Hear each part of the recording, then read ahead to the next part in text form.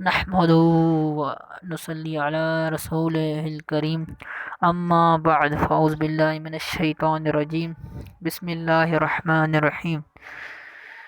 ناظرین، ہم نے علم النحو کی ایک مشہور کتاب ناول کبیر کو شروع کیا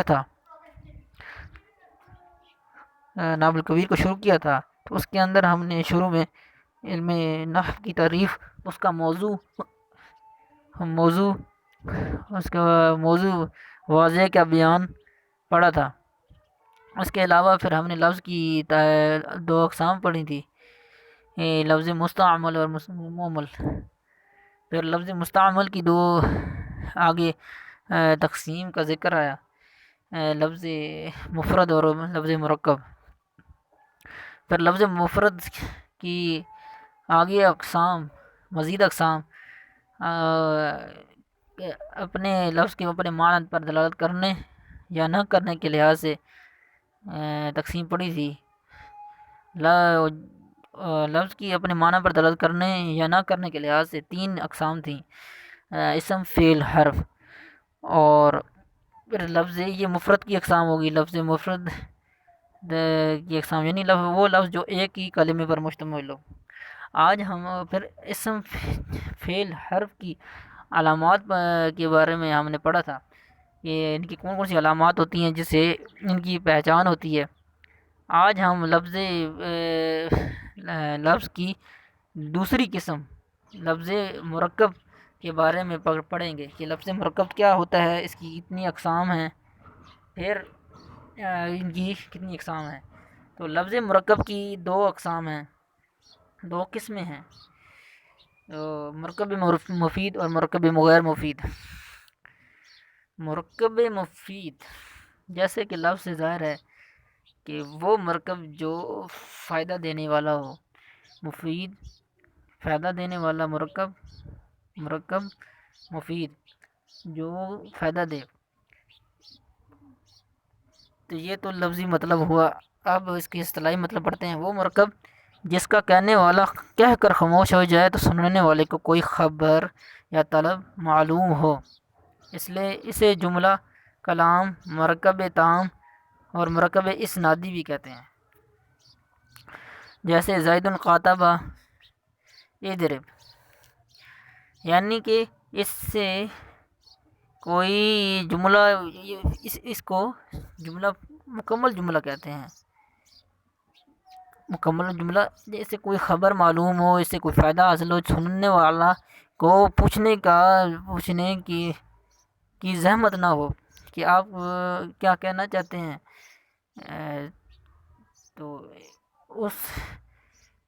مرکب جو ہے ہمیشہ دو لفظوں سے مل کر، آپ کو پہلے پڑھا چکے ہیں کہ دو کلمات یا دو سے زیادہ کلمات سے مل کر جو ہے وہ لفظ مرکب ہوتا ہے۔ اور اگر دو لفظ ملیں اور ان سے خاطر خواہ جسے کوئی خبر ہمیں معلوم نہ ہو، کوئی غرض معلوم نہ ہو ان کو کہنے والے کی، تو اس کو مرکب وہ ہے جس کا کہنے والا کہہ کر خاموش ہے تو سننے والے کو خبر یا طلب معلوم ہو، تو وہ مرکب مفید ہے۔ اگر دو ہی لفظ ہوں اور کہنے والے کی بات سمجھ نہ آئے تو اسے مرکب غیر مفید کہتے ہیں۔ بعض دفعہ جو دوسرا کلمہ ہوتا ہے اس کے اندر پوشیدہ ہوتا ہے، جیسے کہ اضرب کے اندر انت ضمیر ہے جو کہ پوشیدہ ہے، جو کہ مخفی ہے، جو کہ مضمر ہے، پوشیدہ ہے، نظر نہیں آ رہی، لیکن اس کے اندر دوسرا لفظ موجود ہے، تو اس لیے اس کو بھی مرکب مفید کے حکم میں کہہ دیا گیا۔ اچھا، اسے جملہ کلام، مرکب تام، مرکب اسنادی بھی کہتے ہیں۔ ٹھیک ہے۔ اور اچھا، مرکب غیر مفید یہ اس کی الٹ ہے، وہ مرکب جس کا کہنے والا کہہ کر خاموش ہو جائے تو سننے والے کو کوئی خبر یا طلب معلوم نہ ہو، اسے مرکب ناقص بھی کہتے ہیں۔ اس مرکب کے ناقص کے مقابلے میں مرکب تام آیا. مرکب تام، تام کا مطلب ہے مکمل. ناقص کا مطلب ہے کہ ایسا مرکب جس کے اندر کوئی نقص ہو، معنوی لحاظ سے نقص ہو. ٹھیک ہے، معنوی لحاظ سے نقص ہو کہ مطلب سے کوئی خبر معلوم نہ ہو، کوئی فائدہ حاصل نہ ہو. مرکب مفید کی اقسام: جملہ خبریہ، جملہ انشائیہ. وہ جملہ جس کے کہنے والے کو اس کی بنا پر جھوٹا یا سچا کہا جا سکے. اس کی بنا سے کیا مراد؟ مطلب ہے کہ لفظی طور پر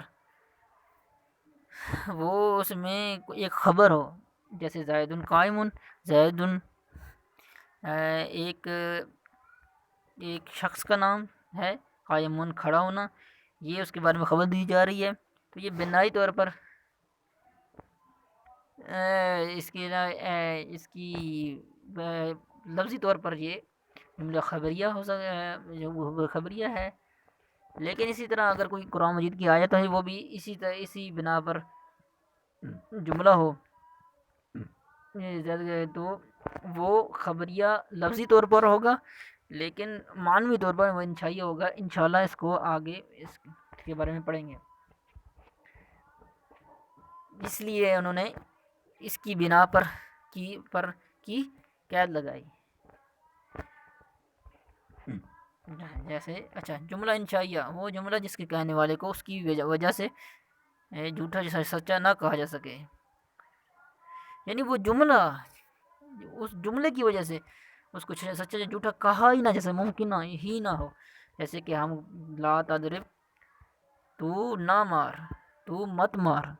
ٹھیک ہے، آپ دیکھیں اس میں کوئی خبر نہیں دی جا رہی، کوئی خبر نہیں دی جا رہی، کوئی خبر نہیں دی جا رہی. اس لہٰذا اس کو کوئی جھوٹا نہیں کہا جاتا. یہ امر کا صیغہ ہے، امر میں کوئی احتمال ہی نہیں ہے. کسی کو حکم دیا جاتا ہے تو اس میں کوئی احتمال نہیں کہ اس میں کوئی خبر ہے یا اس طرح وغیرہ. اچھا،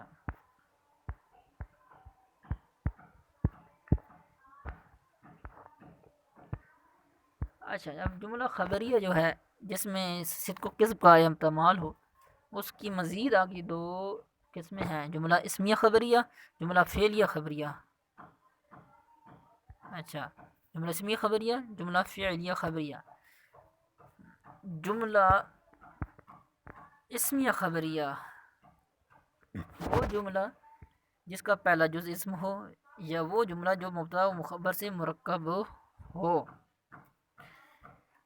اسم ہو یا وہ جملہ جو مبتدا اور خبر سے مرکب ہو. ٹھیک ہے، یعنی مبتدا کیا ہے؟ دیکھیں، زید اور اس کے اندر خبر کاتب، زید کاتب.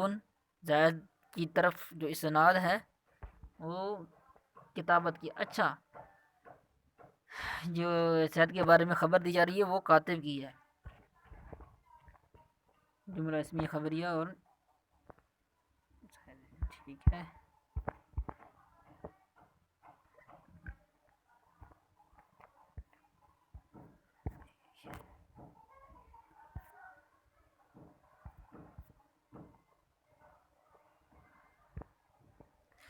اچھا،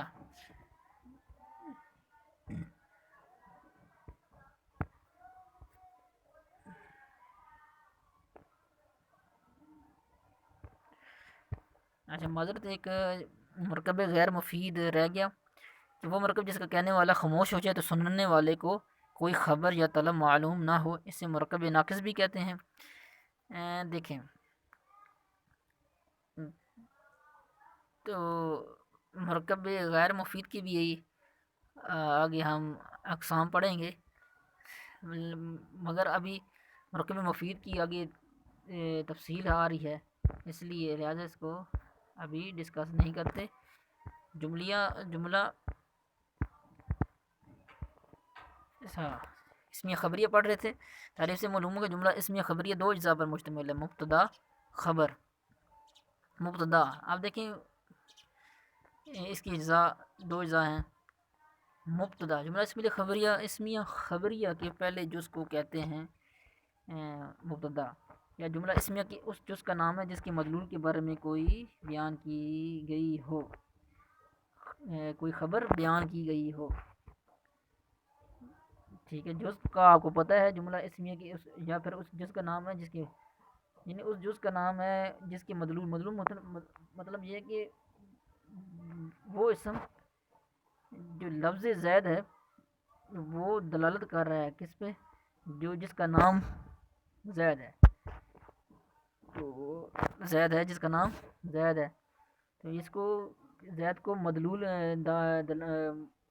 زید کا مدلول ذات زید ہے. ٹھیک ہے، یہ جو مدلول ہے یہ ذات زید ہے، یعنی جس کا نام زید ہے اس کے بارے میں کاتب کتابت کی خبر دی جا رہی ہے. نوٹ. ٹھیک ہے، دیکھیں اس کے اندر اس میں خبر ہے، اس لیے اس کو خبریہ کہا گیا، اور اسمیہ اس لیے کہا گیا کہ یہ اسم سے شروع ہو رہا ہے. لفظ جس چیز پر دلالت کرے اس سے اس کا مدلول کہتے ہیں. مذکورہ مثال میں لفظ زید مبتدا ہے کیونکہ یہ جملے کا پہلا جز ہے اور اس کے مدلول یعنی ذات زید کے بارے میں کاتب ہونے کی خبر دی گئی ہے. نوٹ. اس سے مسند علیہ یعنی منسوب کی گیا اس کی طرف، یہ اور معقوم علیہ یعنی حکم کیا گیا اس پر بھی کہتے ہیں. ٹھیک ہے، یعنی کسی چیز کی جس ذات کی طرف کسی کام کی کسی صفت کی نسبت کی گئی ہو، کام کی یا صفت کی یا خبر کی، اس کو مسند علیہ کہتے ہیں.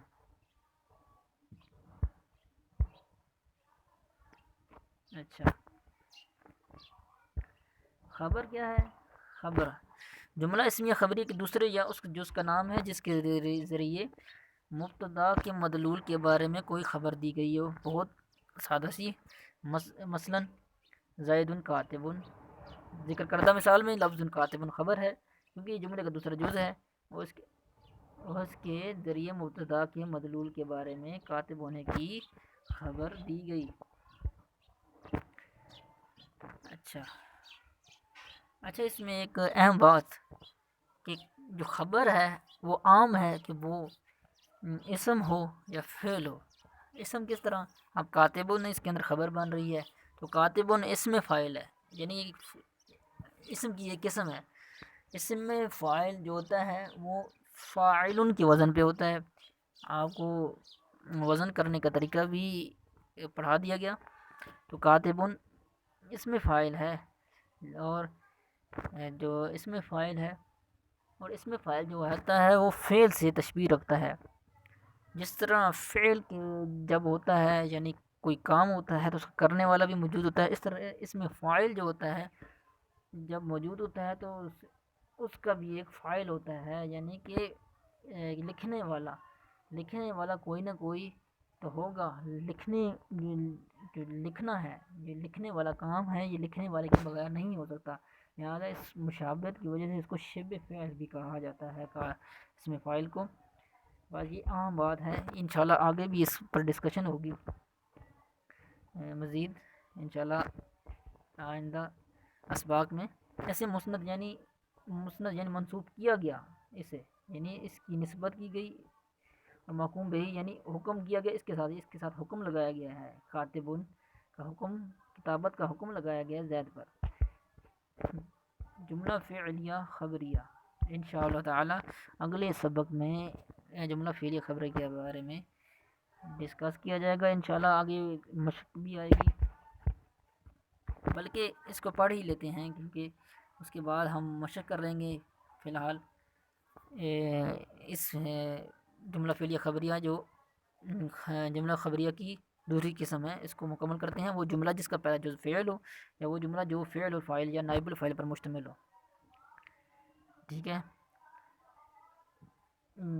فعل اور فاعل یا نائب الفاعل پر مشتمل، جیسے ضرب زید، زید نے مارا، ضرب زید مارا گیا زید.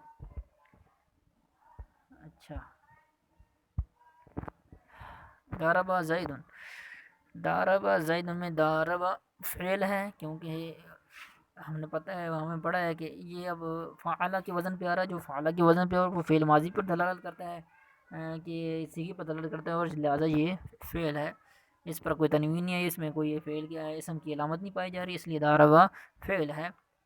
زید یہ اسم ہے کیونکہ اس کی آخر میں تنوین آ رہی ہے، اور زید کسی کا نام ہے، علمیت بھی جو ہے وہ اسم کی علامت ہے۔ دوربا زید، دوربا زید، زید مارا گیا، یہ بھی دوربا بھی یہ فعلہ جو ہے فعل ماضی مجہول کے وزن پہ آئے گا انشاءاللہ۔ ہدایت الصرف میں ان سیکھوں کے بارے میں آپ جان جائیں گے، اس کے اسباق کا بھی کی لیکچر اپلوڈ کیے جائیں گے، تو آپ کو وہاں سے سمجھ آ جائے گی۔ دوربا زید میں زید نائب الفاعل، اور دوربا فعل مجہول، اور زید اس کا نائب الفاعل ہوتا ہے۔ تو یہ ہے المختصر کہ وہ جملہ جو ذہن میں رکھنے کی ضرورت ہے، وہ جملہ جو فعل سے شروع ہو اس کو جملہ فعلیہ خبریہ کہتے ہیں، فعلیہ خبریہ کہتے ہیں۔ اور فعلیہ خبریہ کے اجزاء کے ہیں، ایک فعل ہے اور ایک فاعل ہے یا نائب الفاعل ہے۔ فاعل جو ہوتا ہے وہ کرنے والا، کام کرنے والا، فعل جو کام کو کہتے ہیں، اور نائب الفاعل جو ہوتا ہے وہ جس کا فاعل نہ ہو، جس کا کوئی جملہ ہے اس کے اندر فاعل موجود نہ ہو، بلکہ فاعل کی جگہ پر جو ہے وہ ایک اور جو وہ ایک اور اسم یا کوئی ایک ذات ہو جس پر وہ کام پایا گیا ہو، جیسے دوربا زیدون ہم نے مثال پڑھی، مارا گیا زید، یعنی زید نے یہ مارا نہیں بلکہ زید مارا گیا ہے، تو اس فعل کا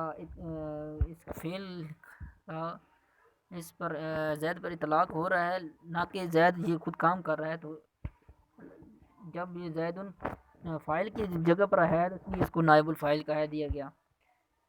فعل کو مسند یعنی کہ جس کی سند کی جائے، جس کو سند بنایا جائے، اور فاعل و نائب کو مسند لید کہتے ہیں، کیونکہ اس فعل کی سند اس کی نائب الفاعل اور نائب الفاعل والی ذات پر کی طرف ہو رہی ہوتی ہے۔ انشاءاللہ تعالی اگلے سبق میں ہم مثالوں کے بارے میں اور جتنی بھی اقسام پڑھی ہیں اس کے بارے میں بیان پڑھیں گے، اس کو اچھی طریقے سے سمجھا جائے گا۔ لہٰذا اسم فعل حرف کی تمام علامات، اس کے علاوہ جتنی تقسیم اب تک پڑھ چکے ہیں اس پر ڈسکشن کو ذہن میں رکھا جائے، اور پھر اگلا سبق کو سنا جائے۔ وآخر دعوانا ان الحمد للہ رب العالمین۔